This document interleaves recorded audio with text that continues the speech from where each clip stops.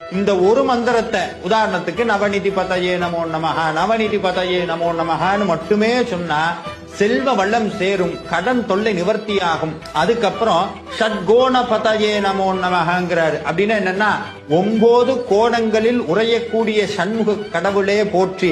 நம்ம வீட்டுல 6 தீபம் ஏத்துறோம், அந்த ஷட்கோண கோலம் போட்டு 6 தீபம் ஏத்துறோம் பாருங்க. அப்ப இந்த மந்திரத்தை சொல்லலாம். ஓம் ஷட்கோண பதயே நமோ நமஹ, ஷட்கோண பதயே நமோ நமஹ. அவ்வளவு ஆற்றல் மிக்கிறது. அதுக்கப்புறம் ஷட்கோஷ பதயே நமோ நமஹ, அதாவது நம்மளுடைய உடம்பு அன்னமய கோஷம், பிராணமய கோஷம், விஞ்ஞானமய கோஷம்னு 5 உடல்கள் நம்ம இடத்துல இருக்கு. இந்த 5 உடல்களுக்கும் ஆதார சக்தியாகி 6வது உடலாக இருக்கக்கூடிய முருகப்பெருமானை போற்றுகிறார். இதை சொன்னா நோய் நிவர்த்தியாகும். சுபநிதி பதயே நமோ நமஹ.